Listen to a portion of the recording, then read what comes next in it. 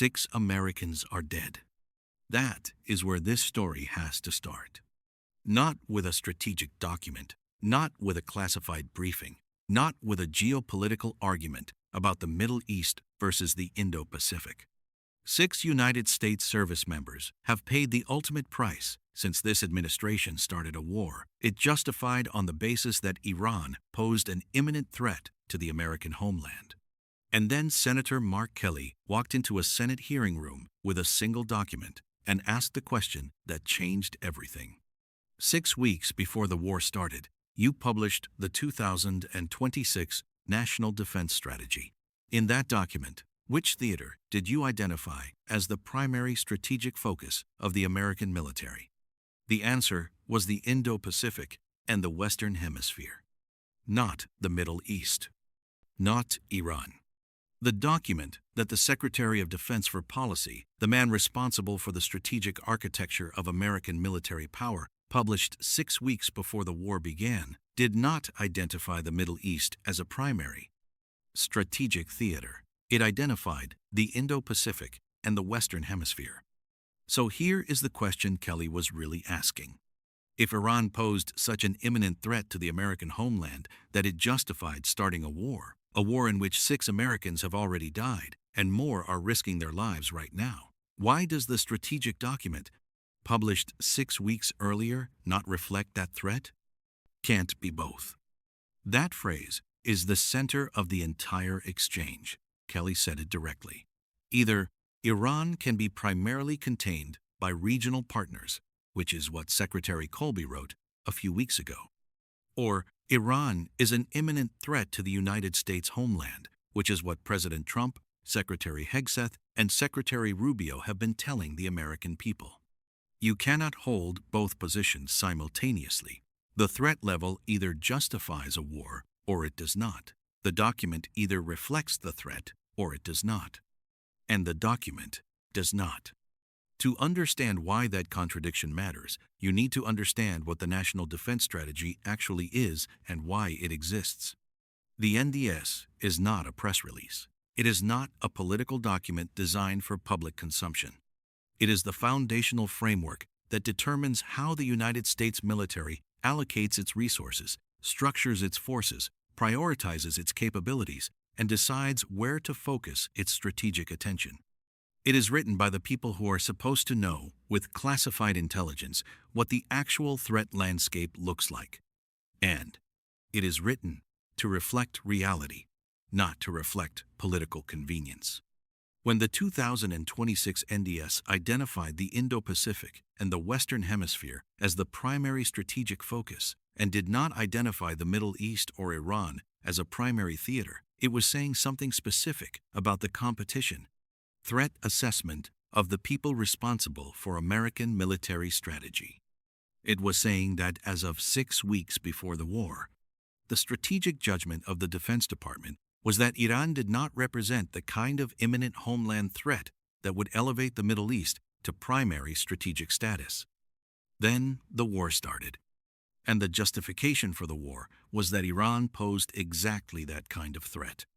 Kelly pressed Colby on the missile question specifically. When you wrote that document, did the administration believe that Iran was close to having a ballistic missile capability that could threaten the American homeland? A missile that could reach the continental United States? Colby said he would defer to intelligence community colleagues on that specific question. Kelly said that sounded like he did not know of anything that could range the United States or close to it. That exchange is significant because the administration's public justification for the war included the claim that Iran's ballistic missile program represented a threat to the American homeland. That was one of the stated reasons for military action. And the man who wrote the National Defense Strategy 6 weeks earlier said he would defer to the intelligence community on whether that threat actually existed at the level the administration claimed. If the threat was real and known, the NDS would reflect it. Primary theaters are not omitted from foundational strategic documents because of bureaucratic oversight. They are there because the people writing them know what the threats are. If the threat was not real and known, if the imminent homeland threat was asserted after the fact to justify a decision that had already been made. Then 6 Americans died for a justification that was not in the document, was supposed to reflect reality. That is the gap Kelly was exposing. And then he named it directly. The president said Iran's nuclear facility was obliterated. That was the word he used. Obliterated. Completely eliminated. Gone for good. That is what obliterated means. And then, on Saturday, days after saying it was obliterated, this administration started a war on the basis that Iran's nuclear program and missile capability posed an imminent threat to the United States. If it was obliterated, there is no imminent threat. If there is an imminent threat, it was not obliterated. Both cannot be true.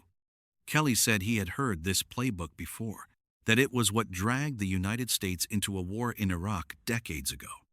A bloody war built on the assertion of threats that did not exist at the level the administration claimed. A war that the strategic documents of the time did not reflect in their foundational threat assessments. A war that cost thousands of American lives and lasted for years beyond any original expectation. If you want to follow this war, and every congressional hearing that questions how it started and whether it was justified, subscribe. We'll cover every development as it happens. Colby said the NDS countenanced the use of military force against Iran, that it appeared several times in the document, that the military campaign underway was consistent with the strategy. Kelly said that if the threat was so primary, if the imminent homeland threat was real, it would not appear several times in a document focused primarily on other theaters. It would be the document. Colby did not have a clean answer for that, because there is no clean answer. The document says one thing, the justification for the war says another. 6 Americans are dead, more are at risk. And the person responsible for the strategic framework that was supposed to reflect the threat landscape said he would defer to the intelligence community on whether the specific threat the war was justified by actually existed. That deference is its own kind of answer. Because if the threat was in the intelligence community's assessment and Colby knew about it, he would have included it in the NDS as a primary theater. And if it was not in the intelligence community's assessment, then the administration started a war on a threat that its own intelligence apparatus had not confirmed to the level the public justification required. Kelly stopped short of saying that directly. He said he was about out of time. He said he thought if Colby intended to avoid the mistakes of the past, they needed to rethink and be really straight with the American people about what was going on. That phrase, really straight with the American people, is the one that lingers after the exchange ends. Because 6 Americans are dead. And the document that was supposed to reflect reality says something different from the justification that sent them to war. That gap is not resolved by saying the document countenances the use of force globally. Every national defense strategy countenances the use of force globally. That is what national defense strategies do. What this one did not do was identify the Middle East and Iran as a primary strategic theater equal to the threat that the administration subsequently used to justify the war. The document is in the public record. The justification is in the public record. 6 Americans are dead. And the question of whether those two things are consistent with each other is now in the official congressional record too. Kelly put it there, the same way he put everything else there. By asking the question nobody else was asking directly enough to force the contradiction into the open. Can't be both. There is one more layer to this exchange that the hearing transcript captures, but that the political noise around the war tends to obscure. Kelly was not arguing that the war was wrong. He was not saying that Iran is not a threat. He was making a specific and narrow argument about consistency. About whether the stated justification for the war matches the documented threat assessment of the people responsible for American military strategy. That is a different argument, and it is a more important one, because if the justification matches the documented threat assessment, then the war was launched on the basis of information that the Secretary of Defense for Policy knew and incorporated into his strategic framework. The document would reflect the threat.